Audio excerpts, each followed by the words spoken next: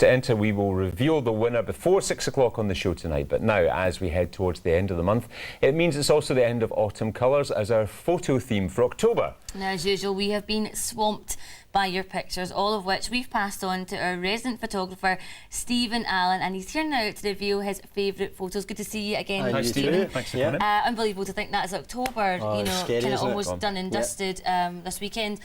We start off with the same conversation every month, but it is true. I mean, our viewers are fantastic at getting in touch about an awful lot of things, but the photography really has struck a chord with them, hasn't it? I think it's because everybody has access to it, you know, one form or another. You know, everybody can take a picture now, and as long as you've got an outlet for them, you know, and a lot of people get obviously contact this show, you know, and interact with it. Is it getting more difficult for you now to narrow it down just to 5 favourites? It took me a long time to narrow it, especially this one.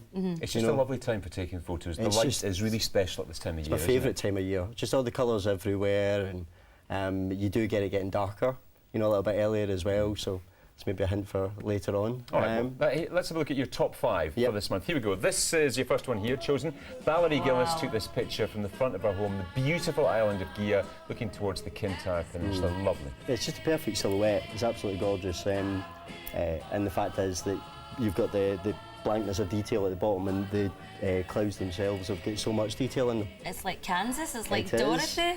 Yeah, it's no place like home. Yeah, no place like home indeed. All right, next up, no Donaldson in Wick sent this photo taken in Cumbria. Yeah, and again they've cropped actually a long crop on there, and the fact is they're moving, you know, the leaves about, and someone's having a good time, you know, doing it rather than just taking a picture of something static. But you're right, the colours are just beautiful. Yeah. All right, more autumn leaves. This one was sent in by Katie Llewellyn. Well done, Katie. This is absolutely gorgeous, this one. I mean, they've used 2 different observations, really, the light coming through, you know, the leaf itself, and then a figure out of focus in the distance, so you have a wee bit of mystery to it. And the fact that she's all wrapped up as well, you know it's cold out there. And the pink, the fact it's contrasting with the greens, you know, and the yellows, it's lovely.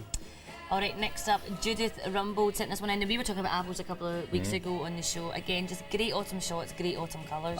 Again, just someone's taking the trouble to put, you know, a group of things together. Just do that with anything. If you get duplicates of any object, just put them together and take a close crop, and then you end up with a photograph that's a little bit more powerful if you're looking for a pattern.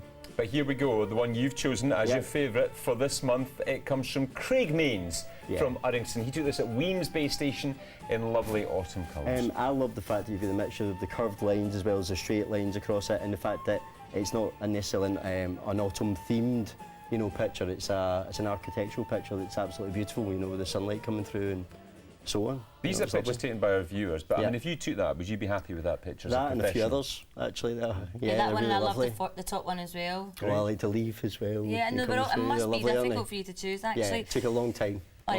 That's your favourite done. Of course, we're moving on to November now. What is the theme? Well, I hinted at it earlier. It's basically the nights are getting a little bit darker, you know, earlier, that kind of thing, and, you know, the lights are going on, you know, everywhere. So we've got November, we've got fireworks, we've got all the architecture lit up, you know, around about the cities, you know, because it's been happening quite a lot, you know, in recent years, and basically just let people have fun, you know, with it. Signage, the window displays, I mean, absolutely anything, you know, at all. As ever, you brought in some examples of your work to kind of inspire us and get us thinking about it. Let's start from the left here.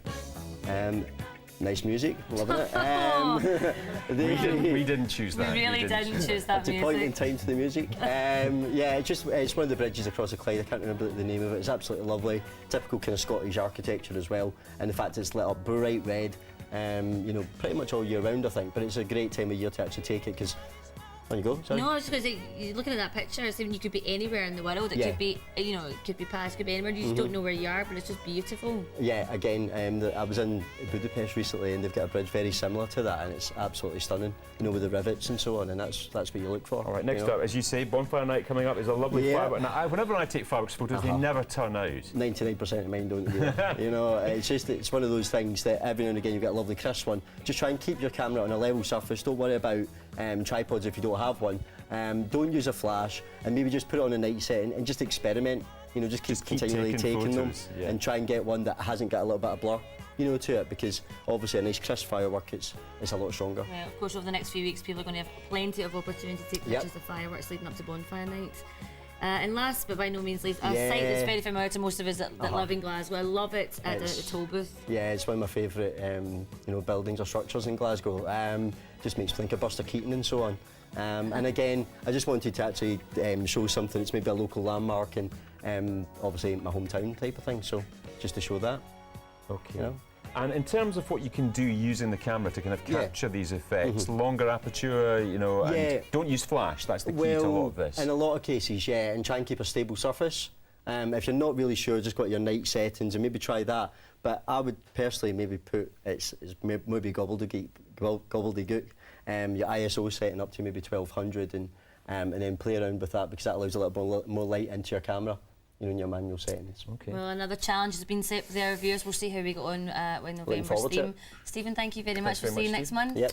So there you have it. So the challenge has been set. Next month's theme is Nightlight. Get yourself out and about and see what you can find, maybe using Stephen's photos as inspiration or coming up with something completely original, perhaps on bonfire night yourselves. All right, if you want to get your photos onto there, you can email or text your pictures to the address that's on your screen right now. You send them by text to 81441 or email the Hour at stv.tv and we'll show them on the programme.